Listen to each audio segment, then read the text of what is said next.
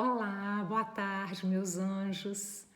Bom, a aula de hoje é sobre contos maravilhosos, que é o gênero com o qual vamos trabalhar mais este trimestre, o segundo trimestre. Na aula passada, nós pedimos para vocês elencarem características estruturais desse gênero, né? Fariam isso no caderno, só para já irem se familiarizando com o gênero, né? E para começar a aula de hoje, eu vou narrar um conto maravilhoso do Perrault, que foi um dos primeiros a registrar esses contos.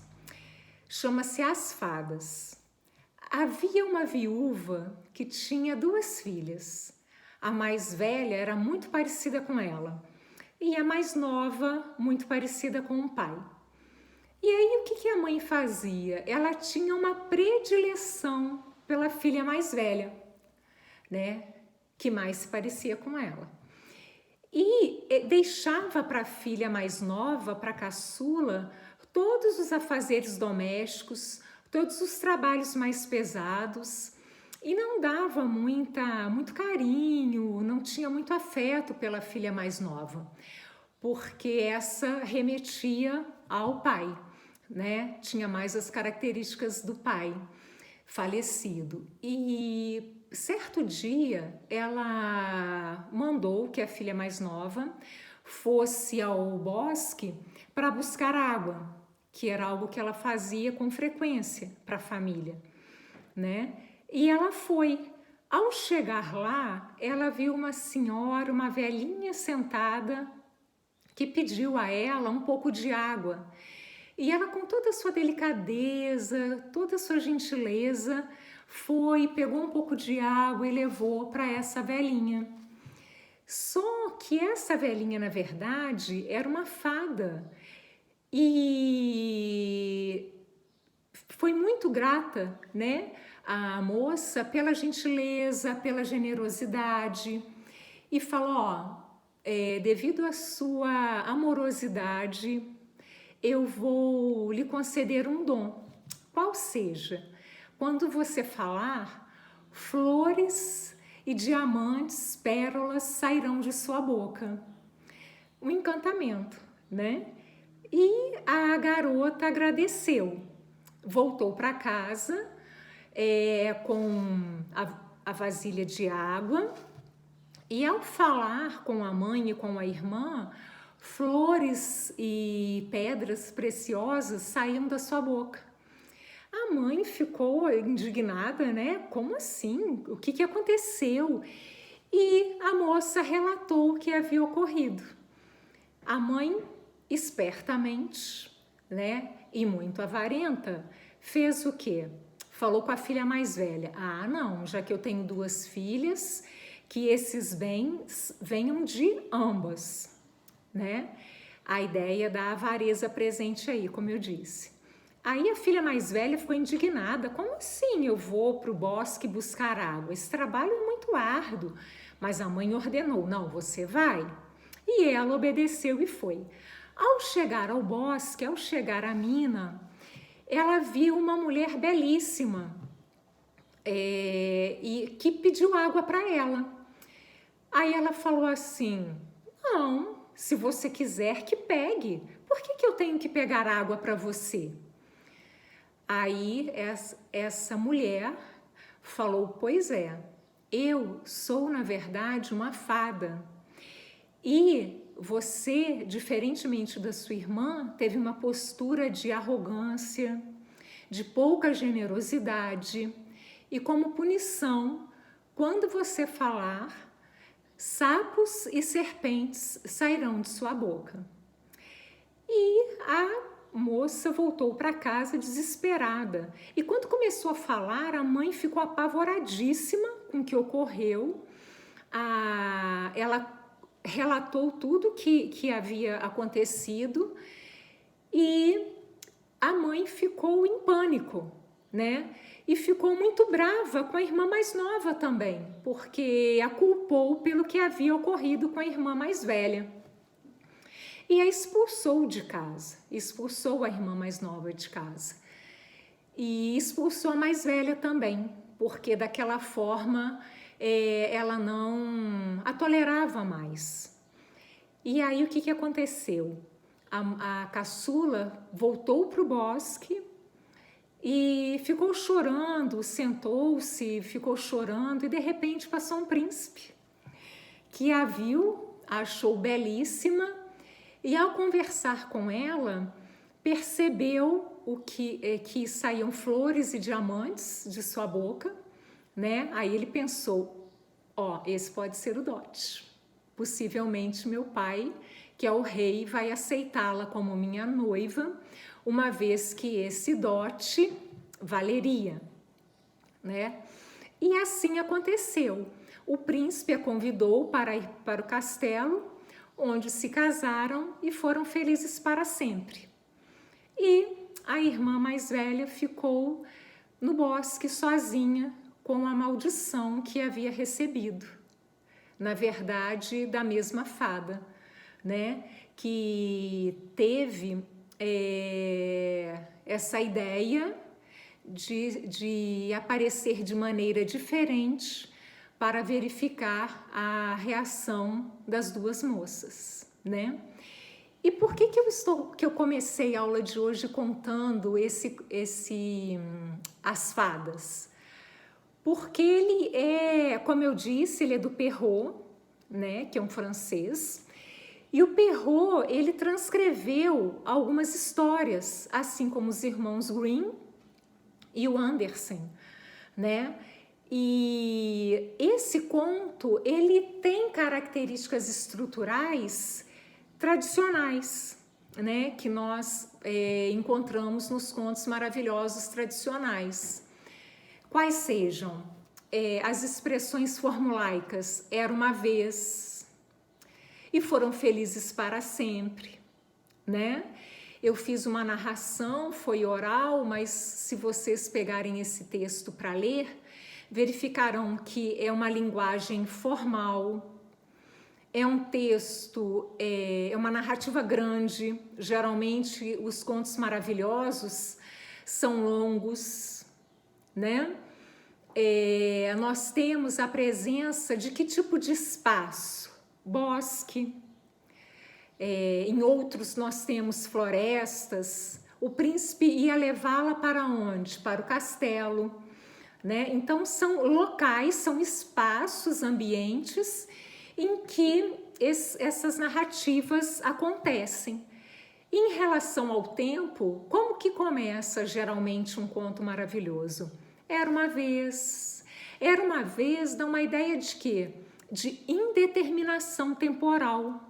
É num tempo antigo, longínquo, que nós não sabemos exatamente qual é, né? E essas características, elas são importantes. Possivelmente vocês elencaram algumas delas, né? Aí, no caso, nós temos a presença de camponesas, que elas eram camponesas, a presença do príncipe, a presença de um elemento mágico, que é a fada, né? Então, esse conto, ele, por ser um conto tradicional, ele traz a maior parte das características estruturais desse gênero, que é o conto maravilhoso, né? E tem uma questão muito interessante também, só voltando, né, aos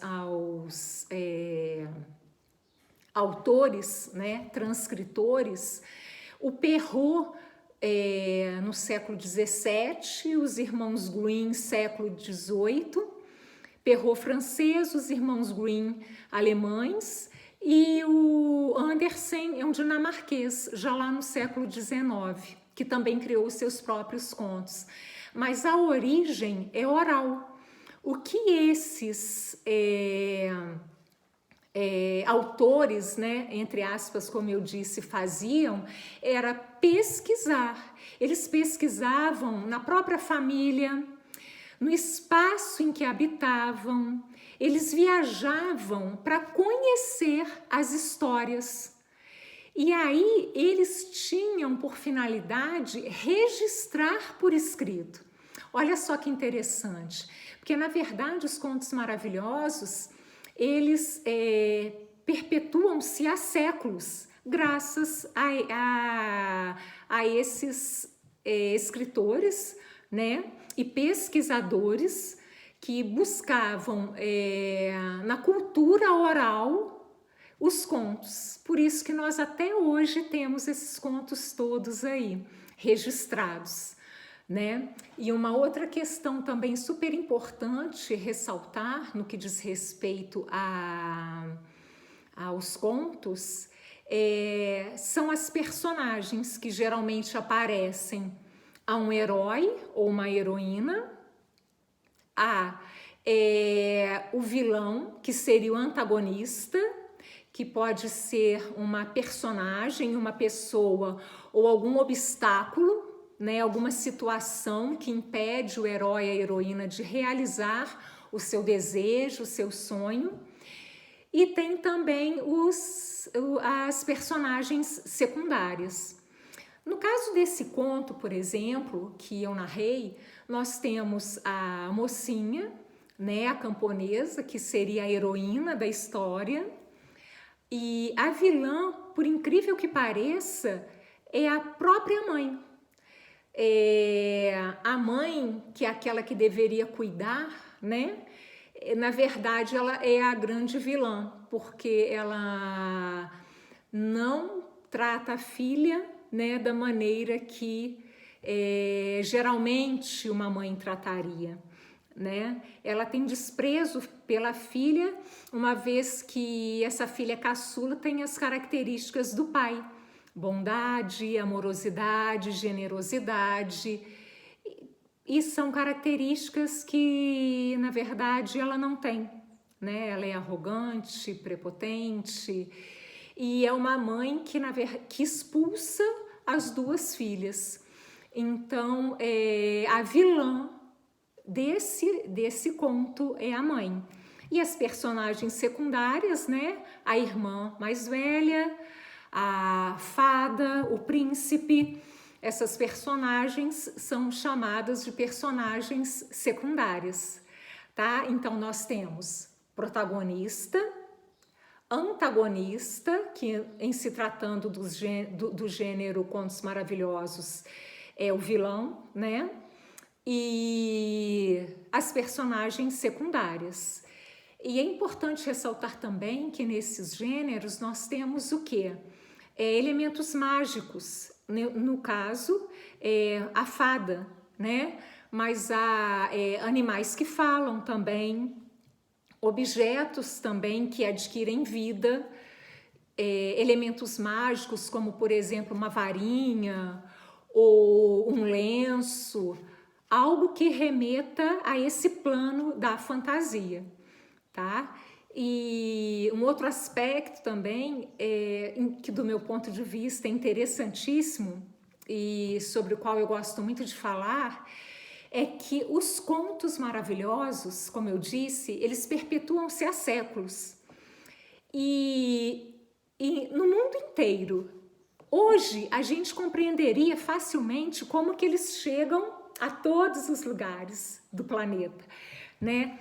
Mas e naquela época, se a gente for pensar, por exemplo, no Perrault, século XVII, lá na França, né? Os irmãos Grimm na Alemanha, o Andersen na Dinamarca, mas o que faz com que esses contos estejam vivos, né? Estejam presentes em todos os lugares do mundo? São o que nós chamamos de universais. O que são os universais? São aspectos comuns a todo ser humano. Por exemplo, a ideia de perda, a ideia de amor, a ideia de busca, a ideia de encontro, a ideia de solidão, né? São ideias, são aspectos, na verdade, não só ideias, mas características humanas. Então, esses contos, eles, na verdade, trazem como mensagem essas grandes questões humanas, que nós chamamos também de arquétipos. Mas aí já é uma outra questão que está mais ligada à psicologia, a uma parte específica que é a psicanálise. Eu tenho um livro, que é esse aqui, que se chama Mulheres que Correm com os Lobos. Essa autora é a Clarissa. Ela faz o quê? Ela analisa o feminino a partir dos contos, desses universais presentes em todos os seres humanos. Por isso que nós, quando lemos a história da Chapeuzinho Vermelho, que foi contada lá na África, lá nos Estados Unidos, na Europa, né, em outros países da América, nós sabemos que é o conto Chapeuzinho Vermelho. Claro que com uma versão diferente, mas nós, ao lermos, não temos dúvida de que aquele conto maravilhoso é o da Chapeuzinho Vermelho.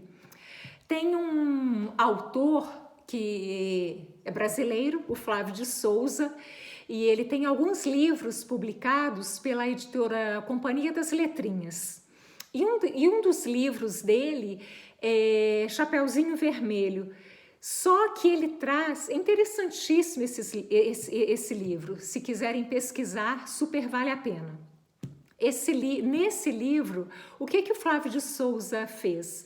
Uma pesquisa com a versão de Chapeuzinho Vermelho em várias partes do mundo, em vários países, né?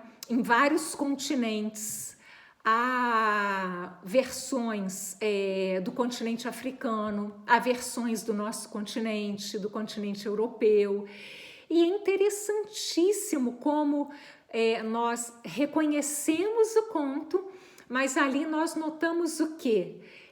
Há o viés cultural, né? Mas por que nós notamos que é Chapeuzinho Vermelho? Retomo, porque nós temos os universais, né? São aquelas características inerentes, próprias de todo ser humano, independente do lugar em que ele viva, ok? Em que ele esteja. E aí o que acontece? O que chega para cada um de nós é a versão que mais atende à nossa cultura. Olha só, do meu ponto de vista, esse aspecto é interessantíssimo, né? Em outras aulas eu vou narrar outros contos e vocês vão perceber, né, como que esses universais, como que essas características humanas estão presentes, ok? E há que se ressaltar também um outro aspecto de característica, né? Uma outra característica, que são os narradores.